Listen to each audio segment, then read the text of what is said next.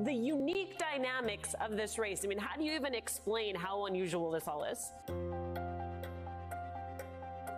Even as he faces multiple investigations, polls show Trump is the clear Republican frontrunner and edging out President Biden in critical battleground states.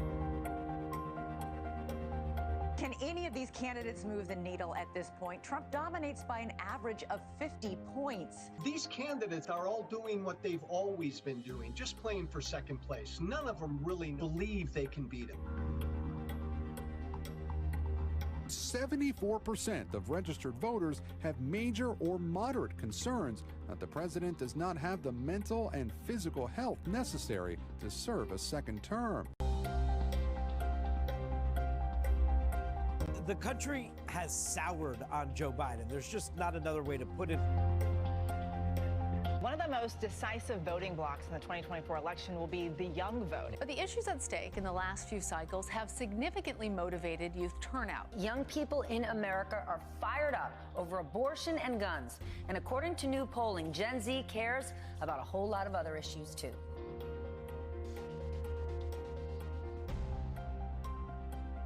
Yes, on issue 1 will pass, putting the right to abortion in the state constitution in Ohio. This was a huge night for Democrats, scoring big wins in several races, proving the political potency of the fight for abortion and giving the party a big boost with the presidential election now just a year away. So just how will the Israel-Hamas war weigh on the minds of voters? The candidates aren't waiting to find out as they use the major issue playing out overseas to draw a line for their own campaigns. This is perhaps Israel's darkest hour. Israel needs to eliminate Hamas once and for all. Another showdown on Capitol Hill is in the works as Congress looks to avoid a government shutdown. And the president and I obviously have a lot of work to do to earn our re-election, but I am confident we're going to win.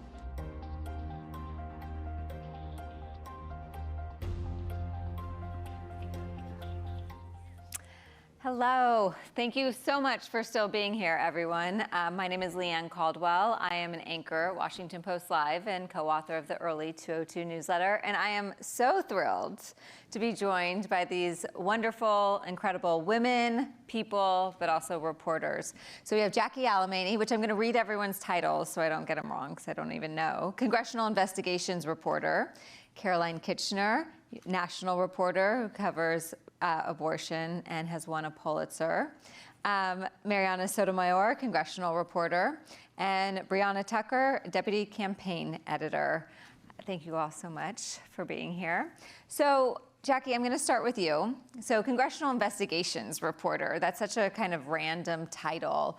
So, do you, you cover investigations, but you also are an investigative reporter. So can you talk about that, especially in this era of Donald Trump, what an investigation looks like and kind of what is most surprising to you when you started this job a year and a half ago? Yeah, Leanne, it's certainly a very broad title. That was actually one of the draws of the job when it was being described to me by the great Tom Hamburger, who was just recently retired from the Post and was doing a job a little similar to this with the same title, where he basically said, you should go ahead and run with this job. You can basically investigate anything that Congress investigates, which is everything. There is a congressional investigation being announced every other day, some of them more substantive and serious than others. I think what I didn't anticipate about this job is all of the sort of roller coaster of Trump investigations that we are now on, which is 4 different criminal investigations and a multitude of civil investigations, and the legal education that I have since gotten as a result of a lot of these investigations. When I was covering the January 6th investigation that the House was conducting, which is kind of what I started with when I went into this job, we were led into the Mar-a-Lago docks investigation. That was a story that kind of came out of some of the reporting on January 6th that we were doing when the January 6th committee came across these torn up documents that they had gotten received from the National Archives after issuing a number of subpoenas. As a result of that, there was this whole other investigation that came out of January 6th into the way that the former president was destroying and keeping and essentially stealing these classified documents and presidential records, taking them back to Mar-a-Lago. So I think that is one angle I really could not have anticipated. I think probably America couldn't have foreseen as well, and has really added a new layer of seriousness to, I think, the job that I, again, was not necessarily expecting, but have quickly gotten up to speed on from our amazing Justice Department reporters and all of the legal voices and sources that I've accumulated in the time since covering those stories. Yeah, talking about unexpected. I remember when you broke the news about the Trump documents, how just shocking and jaw-dropping that story was. Caroline, so you have covered abortion and women's health for a while, and like I said, you just won a Pulitzer last year because of your coverage. I'm going to ask you, does it help being a woman covering this issue? Absolutely, it helps. I spend a lot of my time with the people that are most directly affected by abortion bans. So I spend a lot of time talking to women who are either struggling to get an abortion or have accepted that they can't. You know, I'm asking people like how they felt when they realized that they'd missed their period. I'm asking people how they felt when they were on the bed and had an ultrasound, you know, like a vaginal probe. Like these are very intimate and personal conversations, and I do think that it helps that I can understand. You know, I can understand some of these things. I think in a different way than a male reporter would be able to. Mm-hmm. One of my favorite stories from the fallout of the Dobbs decision and all of these abortion bans it was a story about an 18-year-old girl in Texas who found out she was pregnant right before the Texas abortion ban took effect, and she couldn't get an abortion. And she she now has twins. And I went and I've actually written 2 stories about her, and I spent about 3 weeks with her so far, and those conversations are incredibly personal. They are really hard questions about what it means to be 18 and a mom and struggling to cover basic expenses for your children when all you want to do is go out to the bar with your friends, but you can't. And I feel like that for me, creating that trust and earning that trust with the women that I write about is it is an immense responsibility, and it's absolutely the best part of my job. Yeah, and you do it so well. We are just taken so deeply into the characters and the issues when you write. So beautiful. Marianna, we, along with Jackie, roam the halls of Congress all the time. It has obviously, you cover the House specifically, which has been quite the story this year. There's been a lot of storylines. There's been the Speaker's fight twice. There's been almost government shutdown, all sorts of things. What has been your favorite thing to cover this year? And maybe what is your least favorite, if that's the better way to answer it? Yeah, I will say a couple hours ago, I was with McCarthy, literally a second after he had elbowed the other congressman. So like that is the kind of life that we live. You just never know where you'll be or what you'll witness.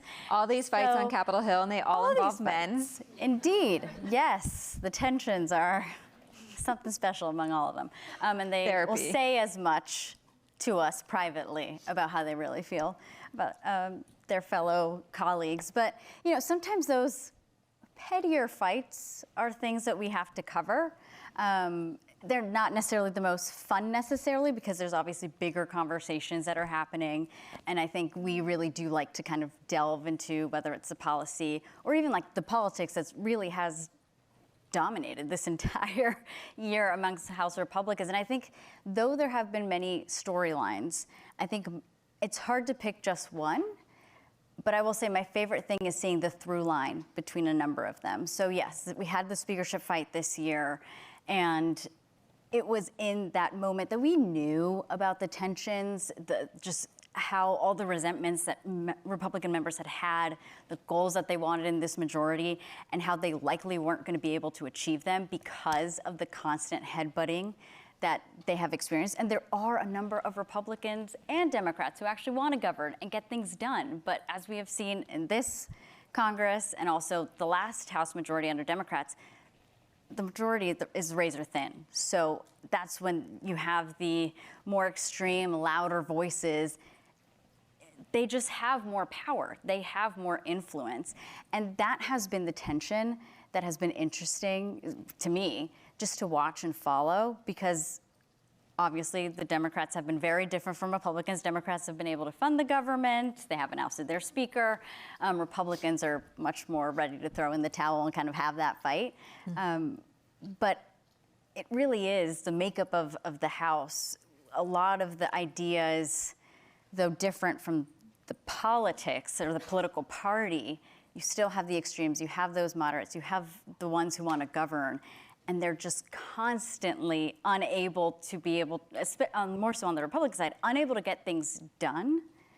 And it's been interesting to even see now this new speaker, Mike Johnson. We're obviously starting to realize and understand who he is, what kind of leader he is, but so are his own Republican colleagues who literally had no idea who he was. So we're all almost finding out things together, which tends to not happen, right? Because a lot of these members have known each other for a long time, or they're seasoned reporters who've covered these people. So it really makes for an interesting time. Definitely makes me want to at least keep coming back, covering these guys and women, I should say. Yes. Brianna, so you are deputy campaign editor. Previously, just immediately before this, you were also Next Gen editor, which is tries to reach young people with our coverage. So with the outlook of these two positions, can you talk a little bit about how young people are responding not only to news consumption, but also politics in this day and age right now? Yeah, I think it's pretty obvious, not just as a voter bloc, but also as an audience, right? Young people 18 to 29 in the last 2022 midterms, that was their second highest turnout in almost 3 decades, which is pretty incredible for a non-presidential year. So they are engaged. They do want this coverage. They're paying attention.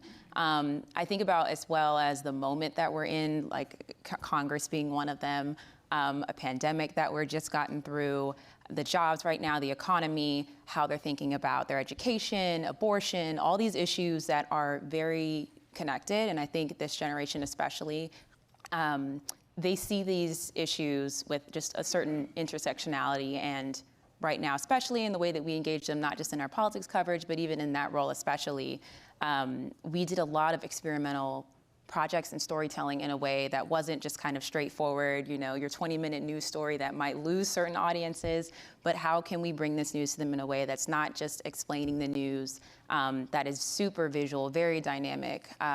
They are included in the news. I think some of the best ways to get people to read stories is to write about them. They are not just the audience, but they are the story.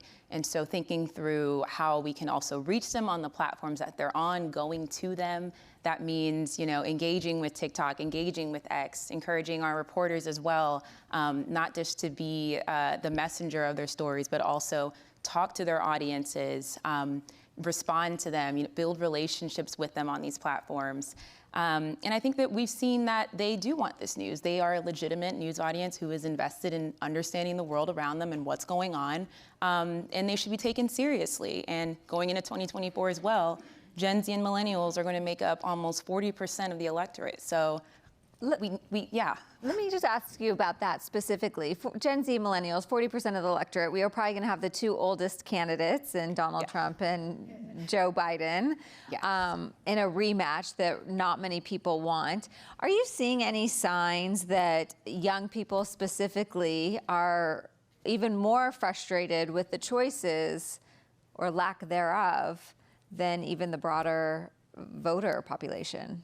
Yes, we are. I think just throughout our reporting over the last months, year, we've seen a lot of young people on Democrat side and Republicans just feel a lack of options and just very frustrated with what seems to be kind of an inevitable choice, especially on the Republican side. It feels, that voters and also just, students, whoever, under 30 have felt it is becoming like a binary decision between Ron DeSantis and Nikki Haley, if that is to be a Trump alternative. And then even with Biden, I think just the challengers that have come out in third party, whether it's Jill Stein or RFK, Dean Phillips, like really mounting a significant challenge and just a serious opposition. A lot of people that we've talked to in our reporting and on the trail have voiced that they feel like it is an inevitable rematch that they are just really dreading. Mm-hmm. And Marianna, sticking with 2024, again, you cover the House. As you mentioned, a super slim majority in this Republican, 3, 4, sometimes on the best day, a 5-seat difference. Similar last year in the Democratic majority too. So what do you think the challenge is? What do you think Republicans can do? And is there any chance of them maintaining control after the next election? Yeah, it's going to be fascinating because Republicans need to defend 5 seats. Democrats just have to win 5 seats to win back the majority. So it's always better in some ways when you're in the minority because you can see the vision better and you're always in attack mode, right? So anything that Republicans can't do right, Democrats are like, look, we can govern, we can do this, we can do this. Give us the keys to the car and we won't crash it, I promise. So it makes it for easier messaging, and that's what you hear a lot from Democrats, like, we're gonna be able to do this. And they say that the issues are on their side. When it comes to Republicans, honestly, so during the 3 weeks of speakership battles, who is it going to be? I think it became very clear to many Republicans that they just can never agree. So it was actually kind of fascinating that they found Mike Johnson and all of them were able to vote for him. But it was moments like that where those members went back to their districts and they heard from their own constituents, said, oh my gosh, you guys cannot govern. What are you guys doing up there? You can't agree. What's happening? And that's when I started to hear, and I'm sure you will have as well, a couple of Republicans starting to say, I think we might lose the majority, just based on the fact that we can't get there. And that was probably the biggest test, but we have the funding fight. Obviously, right now they're debating government funding for the short term. It looks like that's gonna pass. But there's gonna be all these other obstacles where Republicans know they're not gonna be able to get to an agreement. And what does that mean? And what do the loud ones say? And kind of go out there and tell the public. But, I think somewhere where Republicans very much see an opportunity and actually hold on to is what Democrats are targeting, which are the states of California and New York. There's these 2 liberal states where, even though abortion has been on the ballot, I think in one of them, you would know better than me which one, they actually, voters there know that abortion is not going to be an issue, for them. They will always have access. So they are actually voting on inflation, on the economy, on crime, on the immigration issue. And as we have seen in a number of polls, and also have been hearing from those Democratic leaders when it comes to, for example, the migrant crisis, they've been asking for more help. And Republicans are actually poll better on those issues. And they see an opportunity to at least be able to hold on to those seats that they have, which did help them bring them to the majority. But it is going to be difficult because, again, those tensions, the far right makes those super vulnerable swing district members vote on really tough things. And we're going to find out, I'm sure, soon enough, what constituents in those districts in particular think about the votes that they've taken. So, Caroline, on this issue of abortion, what has been, we obviously know this is a political issue, but what has been the most, it's been a very serious day, so I'm going to say, what has been the most hopeful part of your coverage? Oh man, I don't know. I mean, it depends on where you sit. But certainly, abortion rights advocates are so excited to see how much energy there is for this issue, and especially after Ohio, you're just seeing everybody in all of these different states start to. I mean, they've been strategizing, but just doubling down to see how can we get this on the ballot? What can we do? And then you're also seeing the Republicans in those states saying, oh my gosh, oh no, what can we do to stop this? And I think you're really seeing in an interesting way Democrats pushing for particular states particularly hard. So you're seeing Florida, Nevada, Arizona states, real swing states, where Democrats recognize that if they can put abortion on the ballot as a yes, no, protect, don't protect, that's really going to help them in some of these really tough presidential, some of these states that are going to be hard for President Biden. Jackie, we don't have a lot of time left, and so if you can answer relatively quickly, because I want to do one. Actually, I'm going to just ask you this. You obviously cover Trump right now, House Republicans a lot. So what are you looking for in this year heading into 2024? What do you think is going to be a defining moment, or what are you going to be watching? Oh, that's a hard question. Well, while I'll filibuster briefly, when you were saying what kinds of questions you ask voters and the people that you're covering on a daily basis, it's just like such a stark contrast to the kinds of questions we are asking lawmakers right now, which is like, Kevin McCarthy, did you actually punch Tim Burchett today? I'm hoping that we can move beyond some of the sillier seasons that we have been seeing. And sometimes we're all drama correspondents. Yeah, exactly. And focus a little bit more on these substantive policy conversations that are not getting a lot of oxygen or airtime right now, especially going into such a major election, midterm presidential year. But that is why I do love my beat so much, because I get to sort of zig when everyone else zags. And go, there are millions of stories in Congress. It's just about the places that you're willing to go to find them. So whatever is like the least obvious right now is probably the direction I'm going to head in. Jackie's brain is so amazing how she works that way. We're like, how did you think of that? We are out of time. Jackie Alemany, Caroline Kitchener, Marianna Sotomayor, Brianna Tucker, thank you all so much.